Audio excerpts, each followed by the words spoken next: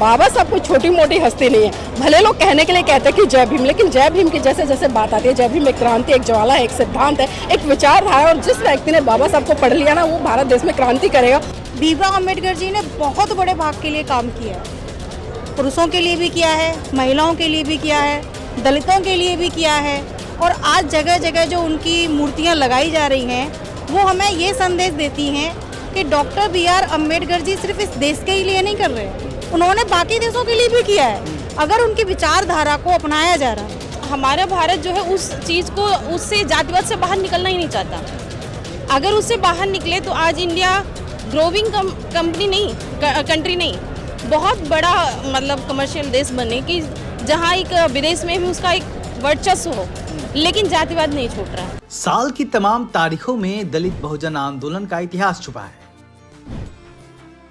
बहुजन नायकों का संघर्ष छुपा है। उन तमाम इतिहास और संघर्षों को समेटे आ गया है साल 2026 का बहुजन कैलेंडर। आज ही बुक करिए अपना बहुजन कैलेंडर, डिटेल्स स्क्रीन पर हैं।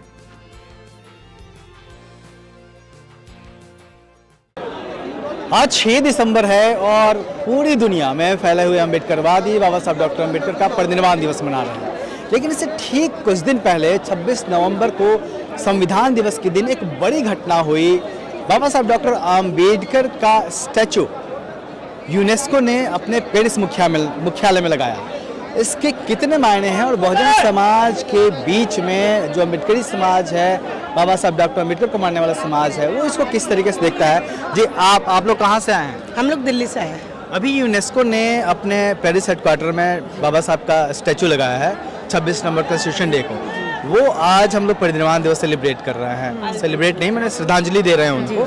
तो ये कितना बड़ा एक ग्लोबली बाबा साहब डॉक्टर अम्बेडकर को जो आइकॉन के रूप में अपनाया गया है, कितना इम्पोर्टेंट है हमारे समाज के? ये हमारे समाज के लिए बहुत ज़्यादा इम्पोर्टेंट है, क्योंकि जो बाबा साहब है वो पूरे विश्व में ही लोग उनको जानते हैं और पूरे विश्व में उनकी मतलब लोग पूछते हैं। और सबसे महान अगर बोला जाए तो महान जो पुरुष थे तो वो वही थे, बाबा साहब। आप किस तरीके से देखती हैं डॉक्टर अंबेडकर के योगदान को, खासतौर पे वीमेन एम्पावरमेंट के लिए जो उन्होंने काम किया, और जो पेरिस में जो अभी लगा स्टैचू? सर मैं ये कहना चाहूँगी, अपना परिचय दीजिए। सर मैं संगीता भारती एडवोकेट हूँ, मैं दिल्ली में प्रैक्टिस करती हूँ। सर मैं ये कहना चाहूँगी कि डॉक्टर बी.आर. अम्बेडकर जी को सिर्फ एक सीमित दायरे से नहीं देखना चाहिए कि सिर्फ महिलाओं के लिए या दलितों के लिए। भीमराव अम्बेडकर जी ने बहुत बड़े भाग के लिए काम किया है। पुरुषों के लिए भी किया है, महिलाओं के लिए भी किया है, दलितों के लिए भी किया है।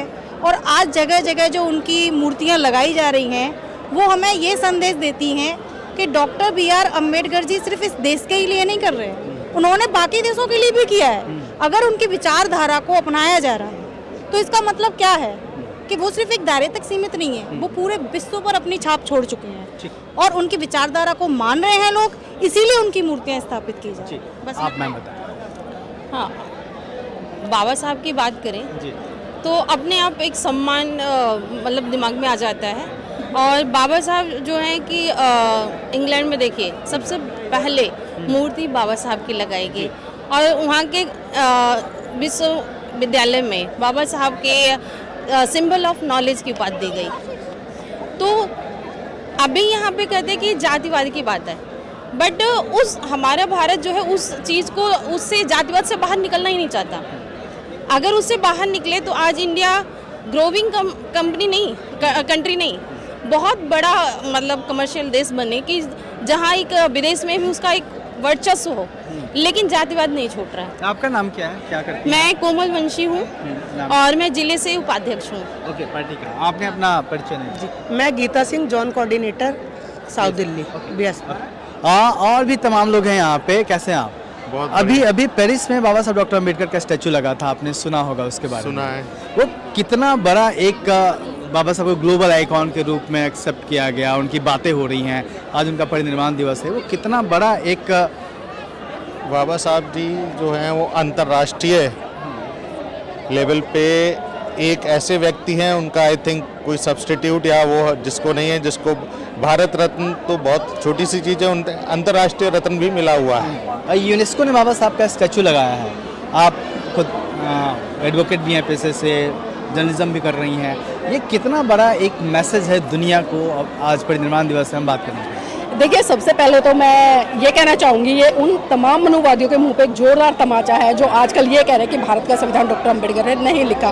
तो यूनेस्को ने भी दिखा दिया। और बाबा साहब कोई छोटी मोटी हस्ती नहीं है। भले लोग कहने के लिए कहते हैं कि जय भीम, लेकिन जय भीम की जैसे जैसे बात आती है, जय भीम एक क्रांति, एक ज्वाला है, एक सिद्धांत है, एक विचारधारा है। और जिस व्यक्ति ने बाबा साहब को पढ़ लिया ना, वो भारत देश में क्रांति करेगा। और भारत देश में नहीं, आजकल तो आप देख रहे हैं कि पूरे विश्व में जिस तरह से बाबा साहब का डंका बज रहा है। और आज से पूर्व जिस तरह से अमेरिका के बराक ओबामा जो पूर्व राष्ट्रपति रहे, उन्होंने तो साफ शब्दों में कहा था कि अगर बाबा साहब हमारे देश में पैदा होते तो हम उन्हें दुनिया का सूरज कहते। आप कहाँ से आए हैं?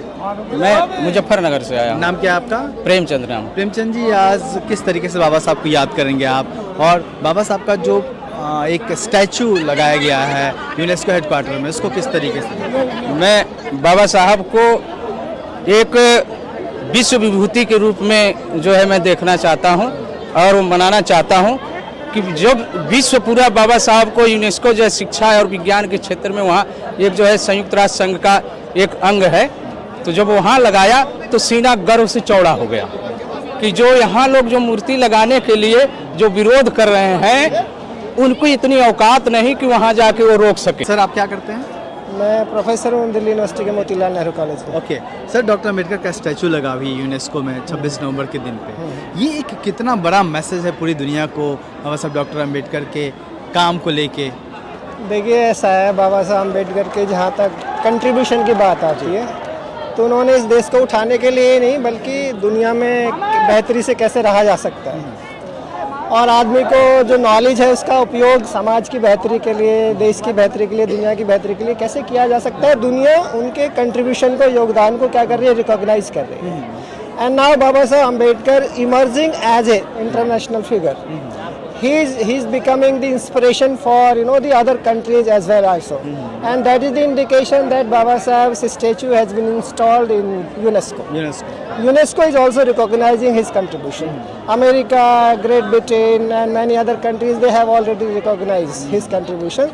और जिस तरीके से आज परिनिर्वाण दिवस है और दुनिया भर में जहाँ भी अम्बेडकरवादी समाज है वो इसको मना रहा है, इस दिन को बाबा साहब को श्रद्धांजलि दे रहा है। और जिस तरीके से बाबा साहब डॉक्टर अम्बेडकर का स्टैचू यूनेस्को मुख्यालय पेरिस में लगा है, वो साफ बताता है कि बाबा साहब डॉक्टर अम्बेडकर के जो विचार हैं, जो उनकी कही गई बातें हैं और उसका जो इम्पैक्ट है, वो सिर्फ भारत में ही नहीं है, भारत के बाहर लगातार दुनिया के तमाम हिस्सों में फैल रहा है। और यहाँ सैल्यूट करना होगा उन तमाम संगठनों को, उन तमाम लोगों को जो भारत से बाहर भी रह रहे हैं, अमेरिका में, कनाडा में, ब्रिटेन में, इंग्लैंड में, लंदन में, दुनिया के तमाम हिस्सों में, और इस मूवमेंट को लगातार लेके जा रहे हैं वहाँ के लोगों के बीच में भी, विदेशी धरती पे भी जो तमाम लोग हैं उनके बीच में भी। और यूनेस्को ने जिस तरीके से अपने मुख्यालय पेरिस में बाबा साहब का स्टैचू लगाया है, वो बताता है कि आने वाले दिनों में बाबा साहब ने जो बातें कही हैं, जिस तरीके का देश बनाने का सपना देखा, दुनिया बनाने का सपना देखा, वो एक बेहतरीन सोच थी। ये तमाम इस तरह की घटनाएं, यूनेस्को मुख्यालय जैसी घटनाएं, पेरिस में बाबा साहब का स्टैचू लगाना इस पर मुहर लगाता है। कैमरामैन आयुष के साथ नोएडा के दलित प्रेरणा स्थल से मैं अशोक दास, दलित स्थल।